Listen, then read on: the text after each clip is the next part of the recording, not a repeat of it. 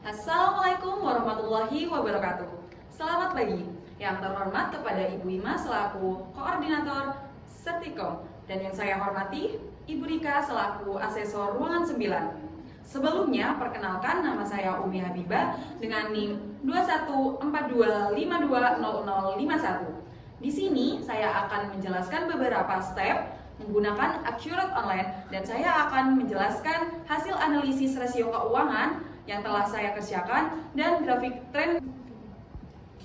Baik, selanjutnya saya akan melakukan praktek mengenai pengoperasian Accurate Online.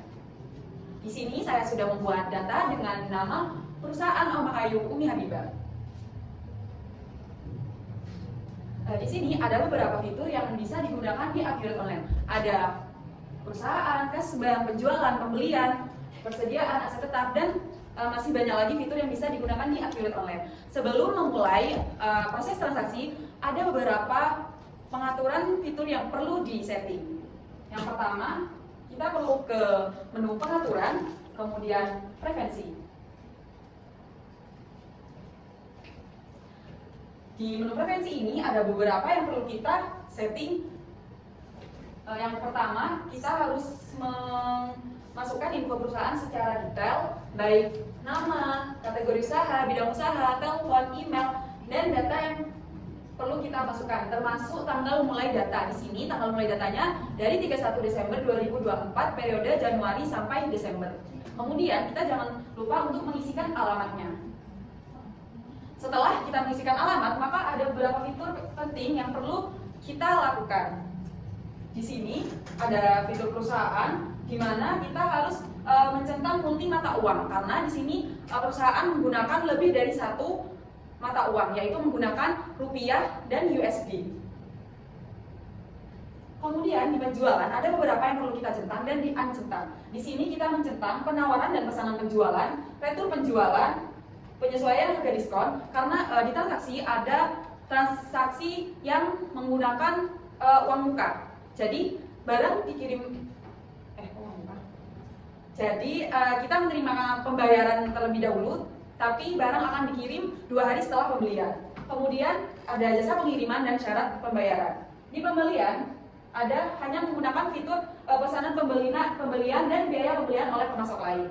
Kemudian di persediaan, di sini ada permintaan barang dan multi gudang, karena ada 2 gudang pada perusahaan ini, ada gudang atas dan gudang bawah, dan perusahaan menggunakan produksi sederhana. Setelah itu, maka kita bisa menambahkan mata uang di fitur perusahaan. Di sini saya sudah menambahkan mata uang, yaitu ada mata uang IDR dan USD. Setelah itu kita perlu mengecek apakah perusahaan menggunakan pajak sesuai, yaitu 11%. Setelah saya cek, maka perusahaan sudah benar menggunakan persentase 11%. Selanjutnya, kita bisa melakukan impor dari Excel ke Accurate Online. Di sini ada beberapa data yang perlu kita impor, termasuk daftar akun, barang jasa, pelanggan, pemasok, dan aset tetap. Di sini saya akan mempraktekkan, yaitu melakukan daftar impor aset tetap. Maka kalian perlu ke fitur aset tetap, kemudian pilih aset tetap. Kemudian, sebelum kalian melakukan impor, maka kalian agar tidak terjadinya kegagalan, maka kalian perlu menambahkan daftar aset tetap seperti peralatan, kendaraan, dan bangunan. Nah, di sini kalian ke menu daftar aset tetap, pilih impor dari Excel. Kemudian kalian pilih folder file kalian itu ada di mana, pilih, kemudian open. Terus unggah, karena di sini saya sudah melakukan, maka saya tidak perlu melakukan unggah. Nah, setelah kalian berhasil melakukan beberapa impor dari Excel ke Accurate Online tersebut, maka kalian bisa melanjutkan ke transaksi. Di sini saya akan memberikan contoh transaksi mengenai penjualan tunai. Di sini ada pesanan penjualan tunai kepada Popcorn Craft. Maka kita ke fitur penjualan, ke faktur penjualan, kita pilih nama pelanggan.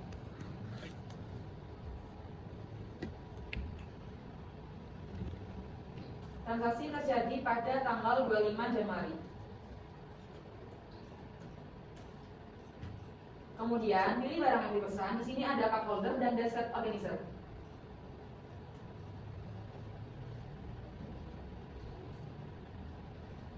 Sebesar 200.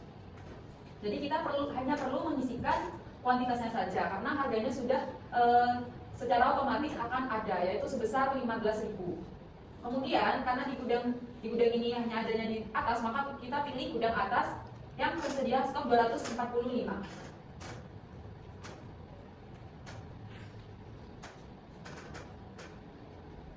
Organizer juga sebesar 200 dengan harga 45. Di gudang atas stoknya masih tersedia 285.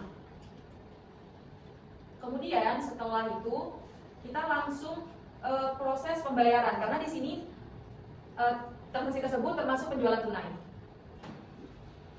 Karena transaksi tersebut sudah saya lakukan sebelumnya, maka tidak bisa dilakukan ulang seperti itu.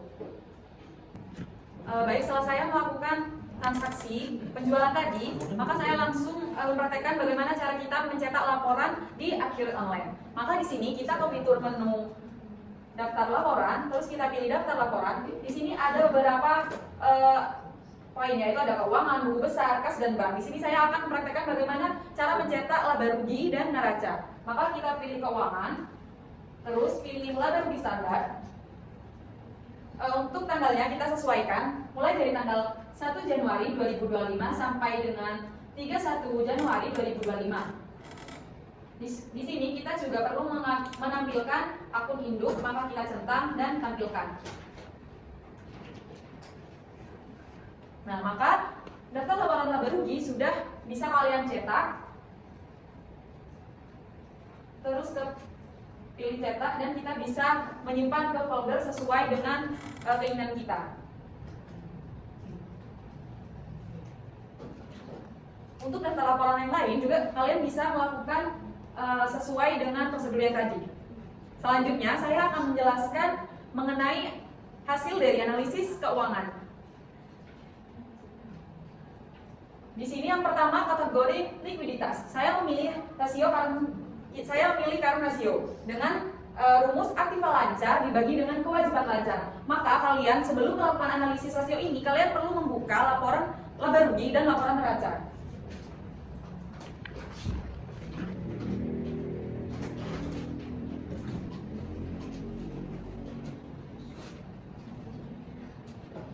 Yang pertama yaitu likuiditas. Aktiva lancar pada perusahaan Oma Kayu sebesar 415.567.200. Itu kalian bisa lihat di neraca.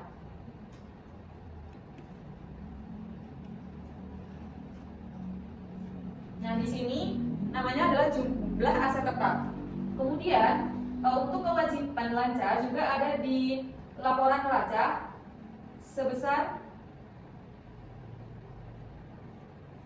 63.370.200. Nah, di sini kalian bisa mencari jumlah kewajiban jangka pendek. Setelah kita bagi, maka hasilnya adalah 6,56. Yang artinya karena rasio ini menunjukkan kemampuan perusahaan untuk membayarkan kewajiban jangka pendek dengan aktiva yang dimiliki. Nilai rasionya sebesar 6,56 menunjukkan bahwa aktiva lancar perusahaan jauh lebih besar dibandingkan kewajiban lancar yang mengindikasikan likuiditas yang sangat baik. Kemudian yaitu kategori yang kedua adalah solvabilitas. Saya memilih debt to equity ratio. Di sini rumusnya adalah total kewajiban dibagi dengan total ekuitas, di mana kewajiban perusahaan ini sebesar 243.370.200 dan total ekuitas sebesar 1.011.009.500 rupiah. Di sini kalian bisa menemukan hasil ini di laporan neraca. Jumlah ekuitas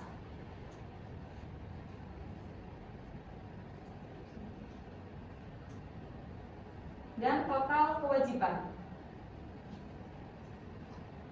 Maka diketahui rasio ini sebesar 24,1%. Yang rasio ini menggambarkan proporsi utang terhadap ekuitas dengan nilai 24,1%.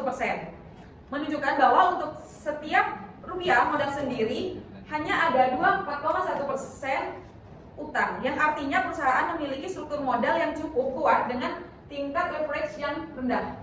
Kemudian selanjutnya adalah rasio profitabilitas. Saya memilih net profit margin dengan rumus laba bersih dibagi penjualan. Nah, ini kalian bisa lihat di laba rugi. Laba bersihnya adalah 46.972.000 dibagi dengan penjualan sebesar 52.520.000. Maka kita bisa lihat di laporan laba rugi. Jumlah pendapatan, penjualan, dan laba bersih. Maka dihasilkan nilai sebesar 89,4%. Rasio ini menunjukkan persentase laba bersih terhadap penjualan, yaitu nilainya 89,4%, menandakan bahwa hampir 90% dari pendapatan perusahaan menjadi laba bersih, mencerminkan efisiensi operasional yang sangat tinggi dan profitabilitas yang luar biasa. Yang keempat adalah rasio aktivitas. Saya memilih inventory turnover, di mana rumusnya adalah harga pokok penjualan dibagi persediaan rata-rata. Untuk harga pokok penjualan, kalian bisa lihat di laba rugi dengan nama beban pokok penjualan. Kemudian untuk persediaan rata-rata, kalian bisa lihat ini karena namanya juga persediaan rata-rata, maka menambahkan saldo awal persediaan ditambah saldo awal akhir dan dibagi 2. Kalian bisa lihat di laporan acuan kalian. Kalian pilih nilai persediaan.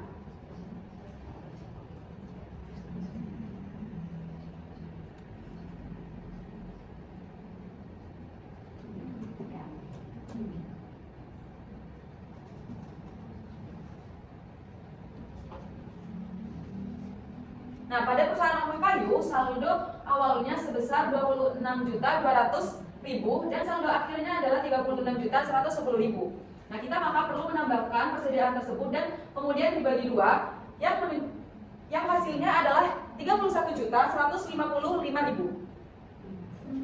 Rasio ini mengukur seberapa cepat investasi perusahaan terjual atau digunakan dalam periode tertentu. Nilai 0,39 menunjukkan bahwa inventaris berputar kurang dari 1 kali dalam setahun, yang mungkin mengindikasikan adanya penumpukan stok atau kurang efisiensinya pengolahan inventaris.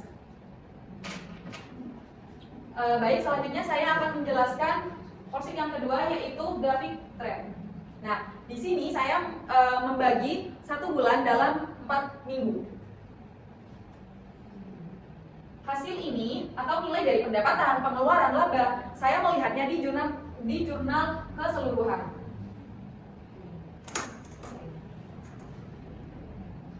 Nah, seperti contoh yang pertama, di sini ada minggu pertama dari tanggal 1 sampai 8 Januari. Diketahui pendapatannya itu sebesar 33.250.000. Itu terjadi pada tanggal 8 Januari, di mana penjualannya sebesar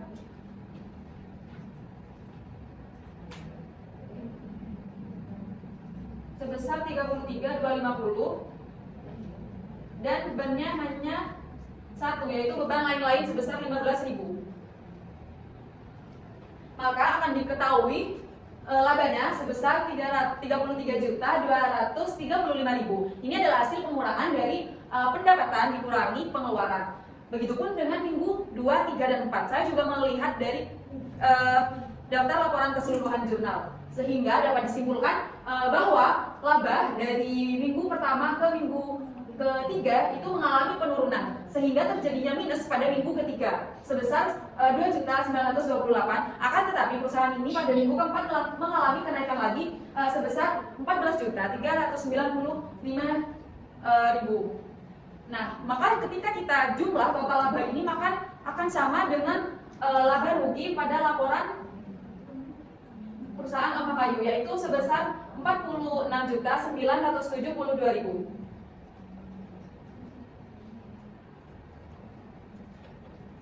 Baik, jadi itu tadi penjelasan dari saya. Jadi kesimpulannya adalah perusahaan tersebut, jika kita analisis rasio keuangannya ada di kategori baik semua. Dan pembelajaran yang kita dapat ambil dari awal sampai akhir yaitu bahwa dalam sistem accurate, jadi semua laporan keuangan sudah tersistem secara otomatis. Jadi tinggal bagaimana cara kita bisa mengoperasikan accurate tersebut. Sebelumnya saya ucapkan terima kasih. Sekian dari saya. Wassalamualaikum warahmatullahi wabarakatuh.